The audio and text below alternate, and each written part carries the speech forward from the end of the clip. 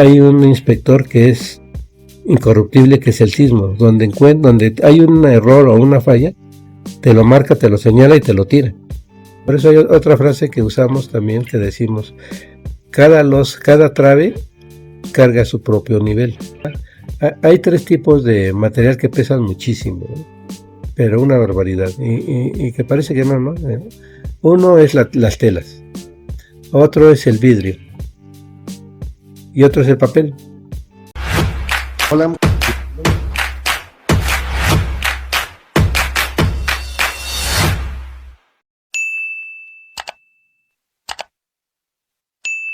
Una situación que buscan de manera muy recurrente es que los espacios abiertos sean abiertos y amplios, ¿no? Porque ven la estructura, y un comentario muy común que nos hacen es que se ve feo, se ve horrendo ese muro ahí, ¿no? No me gusta. Pues sí, hay formas de solucionarlo, ¿no?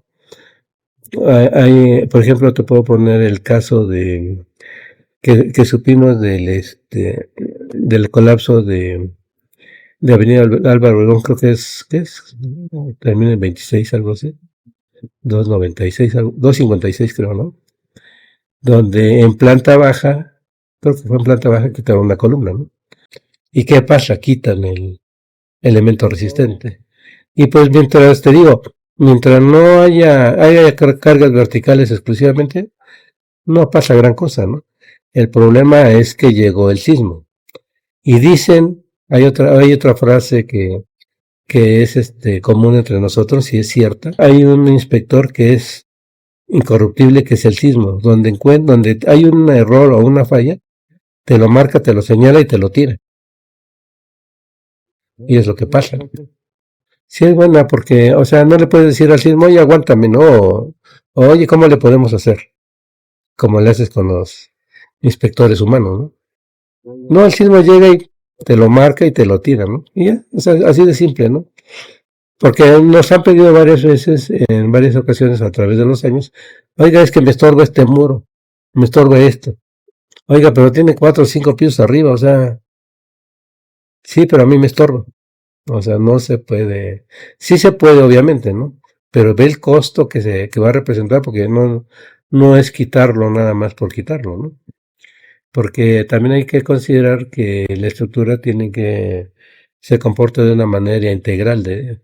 Lo que afecta en planta baja afecta hasta el último nivel, y la cimentación y el suelo, ¿no? Entonces tienes que ver todo eso de manera integral. Se tiene que revisar toda la estructura y hacer los refuerzos donde te pide el diseño, ¿no? ¿Y ya? No es que no se pueda, sí se puede, pero también el reglamento lo tiene considerado. A mayor irregularidad, mayores son los factores de, de seguridad, claro. O sea, sí lo tiene considerado. Y te castiga bastante, bastante fuerte, ¿eh? Entonces, nada más hay que tomar en cuenta eso, ¿no? Porque sí, pero digamos, si no se pudiera, no habría, por ejemplo, la semana pasada estaba haciendo un trabajo junto a la Torre Manacar. Dije, eso no es una caja de zapatos, ¿no? O sea, tiene mucho trabajo de ingeniería. Entonces, es importante considerar eso, ¿no? Pero fíjate que hay algo que también es cruel para quien diseña las estructuras. Si la estructura está bien, ni siquiera lo toman en cuenta. O sea, no saben que el que estuvo haciendo la talacha fuerte fue el que diseñó la estructura, ¿no? El problema es que tenga un daño o un comportamiento más adecuado, porque entonces sí, ahí se van sobre él, ¿no? Es un poco reconocido en ese sentido, ¿no? Pero pues así es. Así es. Sí, sí, esta actividad, ¿no? Así es. Y después cuando ya se queda las 19, hay una serie de errores que a veces resultan determinantes, ¿no? Yo recuerdo que en el sismo, lo que se llama de Costa Sandy, algunos edificios públicos, el archivo muerto fue enviado al último piso. Eh, Y la opción última, digamos, había uno muy famoso de 12 pisos de leyes que había en Centro. Y Y con el último se queda el siguiente, el siguiente, el siguiente, el siguiente, y cada vez con un mayor peso, y nunca llegaba. Y un problema que vimos así fue con lo que vimos en las Torres Gemelas, ¿no? De Nueva York. Falla el sistema de piso. El sistema de piso lo calculas para la carga viva de 200. Ahí eran oficinas, deberían de haber sido 250 kilos, 300, no sé, las normas de ahí de Nueva York, ¿no? 300 kilos por metro cuadrado. Pero ¿qué pasa si falla un sistema de piso? Se va y descansa en el siguiente sistema de piso. Entonces, el siguiente sistema está calculado para 250, pero le cae una losa encima, tú no lo resistes. Y así se va yendo, ¿no? Entonces uno no lo recibe. Exactamente. Entonces es simple, ¿no? ¿Qué falló? Es que la losa no se diseñó para eso, ¿no? Para resistir una losa arriba de la otra losa. Por eso hay otra frase que usamos también que decimos, cada trave carga su propio nivel. ¿Sí? O sea, tú estás en X nivel, esa losa está considerada para cargar su propio peso y lo que le pongas encima. Y la trave donde está apoyada igual. Está calculada para apoyar para resistir esa carga. Pero si le pones doble, triple, cuádruple, y eso es un error muy común en obra, ¿eh? Llegan los materiales, el cemento, la varilla, y la ponen en la planta baja o la ponen en un entrepiso. Oye, esa losa se calculó para 200 kilos, digamos, 300, y le estás poniendo toneladas. Aunque es momentáneo, ¿no? Porque ya la vas a usar mañana o la semana que entra, o sea, no va a durar mucho ahí, pero ve ese momento la estás sobrecargando, ¿no?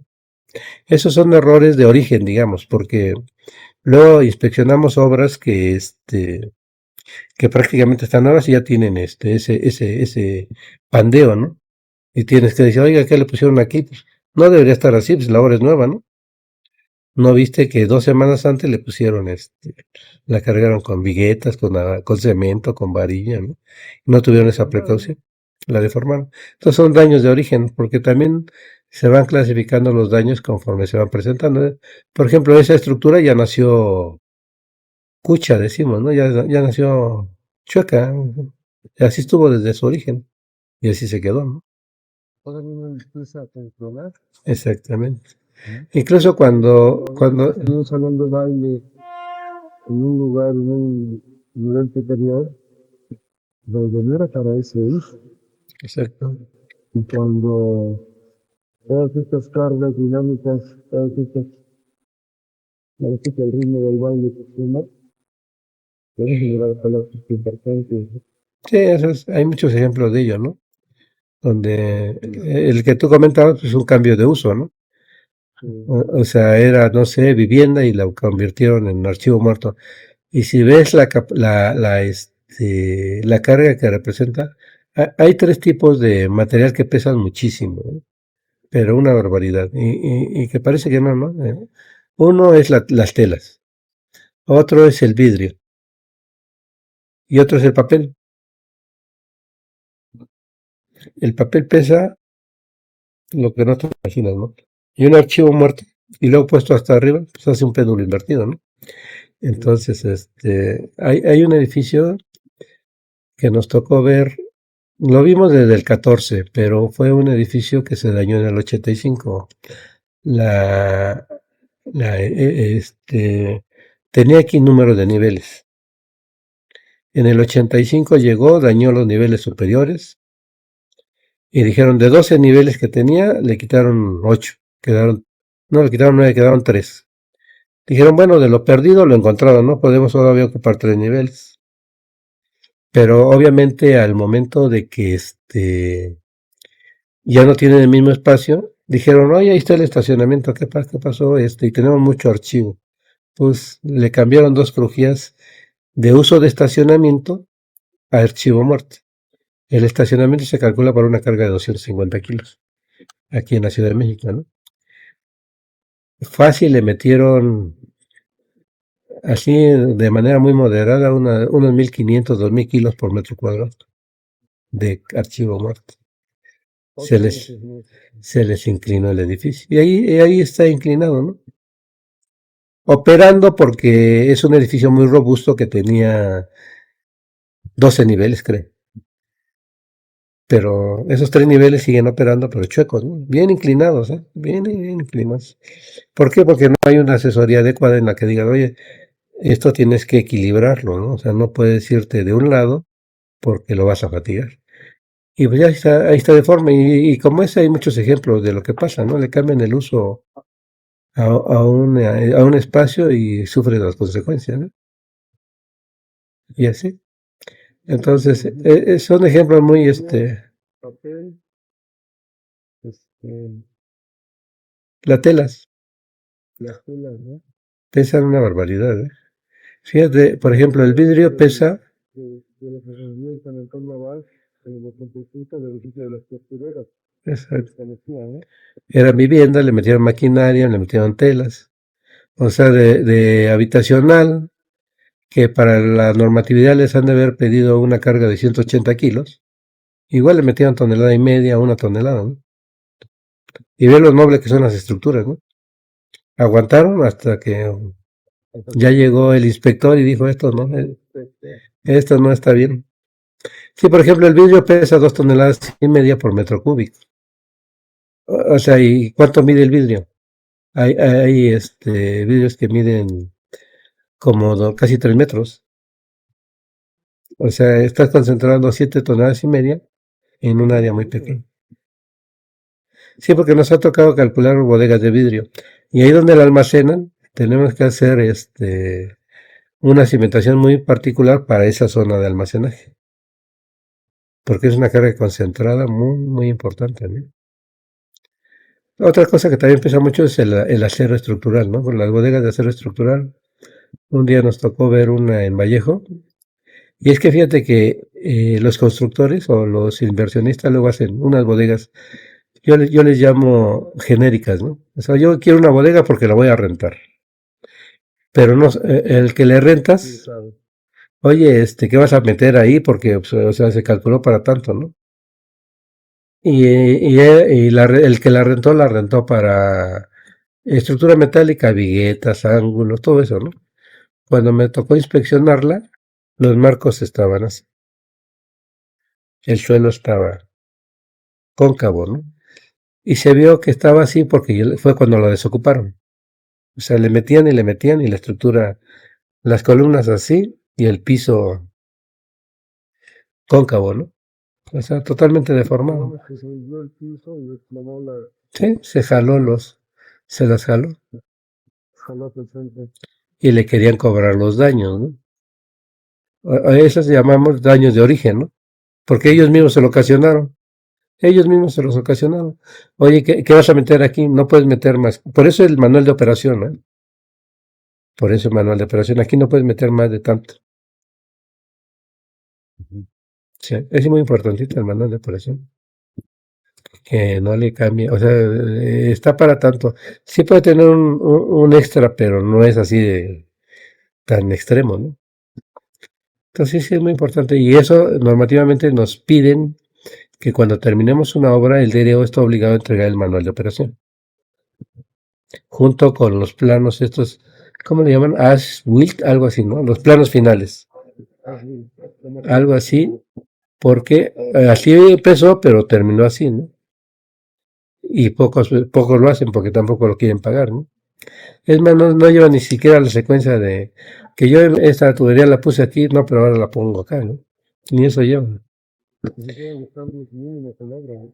Así es. Menos la actualización de los planos. Y ahí tienes, al menos ahorita ya se tienen la tecnología nos ayuda porque hay escáneres donde te andan buscando dónde pasan las tuberías, dónde pasa esto, ¿no? Pero antes pues, le llamamos pruebas destructivas, ¿no? En estructuras hay pruebas destructivas y hay pruebas no destructivas, ¿no? Las destructivas es que llegues con tu marro y tu cincel y a ver qué te encuentras, ¿no? Cómo está. Y las otras, pues con los escáneres, ¿no? Entonces sí, ya la tecnología nos ayuda un buen, pero de todos modos, no se pueden omitir las otras, ¿no? Y para una mejor resultado, las destructivas creo que son las más adecuadas. porque todavía no se tiene tanta certeza, ¿no? Te lo digo porque un día nos llegaron a hacer una demostración de un equipo que era, según ellos, de primera generación para detectar acero. Y a la hora que comprobamos con prueba destructiva, pues no checó, ¿no? O sea, tuvimos la oportunidad de hacer las dos en el mismo sitio. Y dice, bueno, pues que es de primera generación. Sí nos dio aproximadamente la ubicación con cierta exactitud, pero los diámetros, ¿no? Ahora, bueno, dónde están los elementos, pero qué resistencia tienen. Ahí sí no te queda otra más que agarrar un espécimen y llevarlo al laboratorio, ¿no? Sí. Entonces sí se tiene que complementar uno con otro. Oye, en este punto donde has hecho un panorama con este tipo de casos, hemos visto lo estructural, pero ahora tu otra faceta en la que también tienes muchísima experiencia es en la parte de avalúo. Y precisamente el tema de tu tesis para la maestría es buscar este puente entre lo estructural y los avalúos, ¿no? Para saber eh, cómo aquello, como empiezas aproximadamente de traducción de tu tesis, cuando hay daños, siempre repercute en el costo, Así es. siempre el valor se ve impactado, se ve afectado. Ahora, tu experiencia en avalúos en relación a lo estructural, hasta las fotografías de tu tesis, ahí se relacionan mucho, por ejemplo, con este edificio grande, también la casa pequeñita, ¿no? Y cómo le diste seguimiento a este caso por varios años. Pero fíjate que, Los costos, por ejemplo. no quiero aclararte algo, fíjate que, de hecho no es una tesis. En la escuela le llaman trabajo final de titulación o algo así, porque una tesis conlleva más trabajo, ¿no?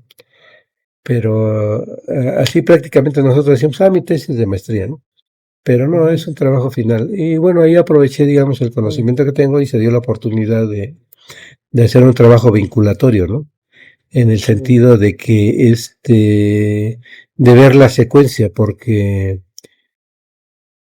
si no tienes este conocimiento previo, luego das una dictaminación errónea, ¿no? Es muy común eso, porque tienes que tener el fundamento para poder definir, te decía, qué grado de daño, pero sobre todo qué originó el daño. Los daños en sí te dicen la forma o la causa, ¿no? Y bueno, todas las mediciones que haces. Aquí, por ejemplo, fue muy evidente quién causó el daño porque haz de cuenta que se inclinó hacia quien tenía, quien tenía la culpa. Por ejemplo, en esa foto que estás viendo hay grietas diagonales. Cuando se ocasiona ese tipo de grietas diagonales y trazas una perpendicular a ella, te señala la causa. Te está diciendo, Se comprende que a veces es un hundimiento en la cimentación. exactamente. O sea, hacia allá está el daño, hacia allá me están jalando, ¿no? Es el punto más o menos de la mitad de donde la trayectoria de la grieta y hay una perpendicular. Una Y diagonal. ahí te Y sería.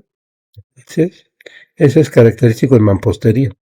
¿Por qué la mampostería? Porque la mampostería está diseñada para trabajar a compresión. Sí aguanta esfuerzos de tensión, pero muy pocos.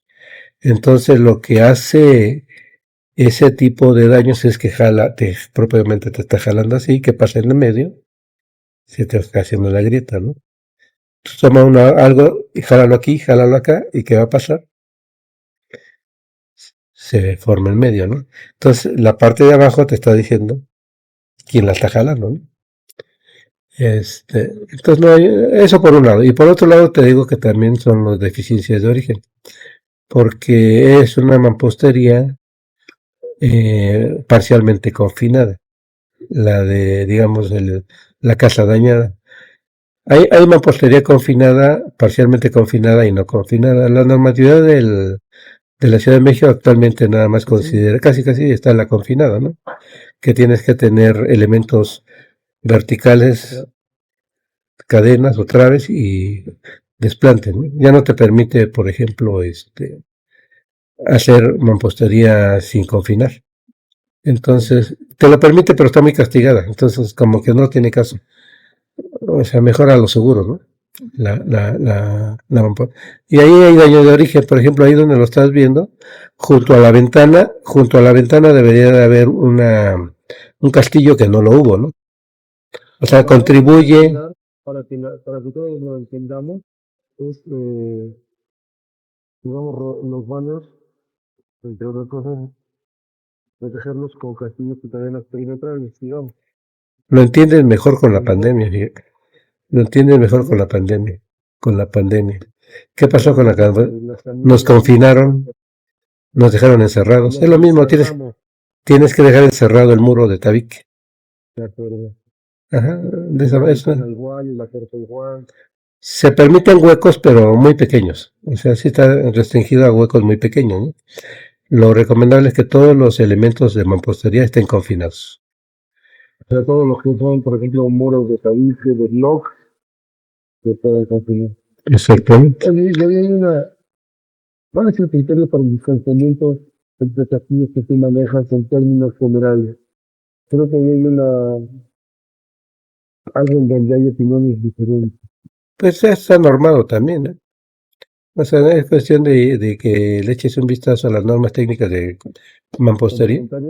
Las complementarias, hay una para mampostería y te dice, o sea, dependiendo del tipo de la pieza, pero estamos entre 2.5 3 metros de distancia, ¿no? O sea, porque hay mampostería, hay piezas huecas, hay piezas macizas, hay piezas industrializadas, hay piezas artesanales, ¿no? Cada una tiene una capacidad de resistencia diferente. Entonces, ya dependiendo de la que tú utilices, es la separación de los elementos, ¿no? Pero digamos, como práctica, en nuestro proyecto hablábamos de 3 metros, ¿no? En mampostería de la más común, que es el muro de tabicón, el muro de tabique de barro recocido, ¿no? Son los más comunes. 3 metros. Hemos visto un buen comportamiento en cuanto a separación y en cuanto a altura hasta 2.40, 2.30. Y si no, pues necesitas una cadena intermedia, ¿no? Nosotros la especificamos cuando los muros son mayores de 2.50. Metemos una cadena intermedia para que no sea tanta la esbeltez. ¿Podría ser en términos generales? Pues, digamos, es la altura promedio de las casas de habitación, ¿no? De entre pisos tenemos 2.50, ¿no? De piso terminado a piso terminado, entonces 2.40, 2.30, ¿no? No necesitan una cadena de cerramiento siempre y cuando hay que cuidar bien lo que es la cuestión del plomeo, ¿no? Porque luego de origen los albañiles luego te lo trabajan así, ya de origen flambeados, ¿no? Y esas grietas que aparecen a la mitad de los muros, esas sí son peligrosas porque sale volando el muro, ¿no? Cuando se flambea, digamos, ¿no? Hablamos horizontales, verticales o diagonales. Las horizontales, a la mitad del muro. Haz de cuenta que está el muro así, y aquí en la parte del medio, ¿no? Aparece aquí la grieta horizontal. Quiere decir que el muro se está haciendo así, ¿no? Y la grieta aparece de este lado. Y la grieta se ocasiona del otro lado, ¿no? Y se hace una V. Entonces quiere decir que el muro va a salir en un momento volando, ¿no? Sí, hay que tener cuidado con esa grieta, ¿no? Entonces, pues esa pues es precisamente, esas grietas diagonales te indican quién tiene la culpa, ¿no? Y en la cuestión de los juicios, hay que comprobar técnicamente qué fue el origen, para que se determine quién es el culpable. Y luego tienes que haber una secuencia de reparación, ¿no? Porque igual que, te digo que con los médicos lo mismo, ¿no? Primero hay que desaparecer, quitar el origen y después ya comienza el tratamiento, ¿no? No tiene caso que pongamos a reparar esa casa si el edificio se va a seguir hundiendo, ¿no? Entonces es importante eliminar la causa, el origen de esos daños y de posteriormente reparar la casa. Entonces, en la cuestión de evaluación tenemos que determinar cuánto cuesta la reparación de ese edificio.